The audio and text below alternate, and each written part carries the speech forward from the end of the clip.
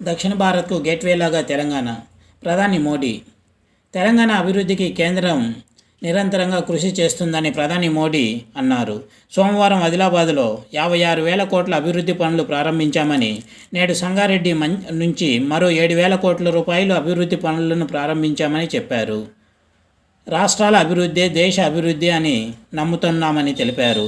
సంగారెడ్డి జిల్లా పటేల్గూడలో 9,021 కోట్ల వ్యయంతో చేపట్టిన పలు అభివృద్ధి పనులకు ప్రధాని మోడీ వర్చువల్గా ప్రారంభోత్సవాలు, శంకుస్థాపనలు చేశారు. అనంతరం మాట్లాడుతూ హైదరాబాద్లోని బేగంపేటలో సివిల్ ఏవియేషన్ రీసెర్చ్ కేంద్రాన్ని ఏర్పాటు చేశామన్నారు. ఇది దేశంలోనే మొదటిదని వెల్లడించారు.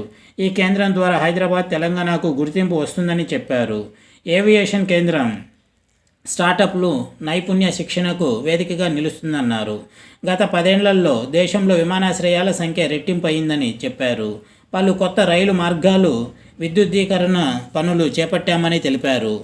ఘట్కేసర్, లింగంపల్లి ఎంఎంటీఎస్ రైలు సర్వీసు ఇప్పటికే ప్రారంభమైందని గుర్తు చేశారు. పెట్రోలియం ఉత్పత్తులు రవాణాకు పారాదీప్ నుంచి హైదరాబాద్కు పైప్ లైన్ పనులు చేపట్టామన్నారు. దేశంలోని 140 కోట్ల మంది ప్రజలు వికసిత్ భారత్ నిర్మాణానికి కట్టుబడి ఉన్నారని ప్రధాని అన్నారు. వికసిత్ భారత్ కోసం మౌలిక సౌకర్యాల కల్పన ఆవశ్యకమని చెప్పారు. మౌలిక సౌకర్యాల కోసం బడ్జెట్లో 11 లక్షల కోట్లు కేటాయించామని వెల్లడించారు. సంగారెడ్డి నుంచి మదీనాగూడ వరకు రోడ్డు విస్తరణ పనులు చేపట్టామని తెలిపారు. దీని ద్వారా తెలంగాణ, మహారాష్ట్ర, కర్ణాటక మధ్య అనుసంధానత ఏర్పడుతుందని అన్నారు. దక్షిణ భారత్కు గేట్వేలాగా తెలంగాణ నిలుస్తుందని చెప్పారు. ఇది వ్యూవర్స్.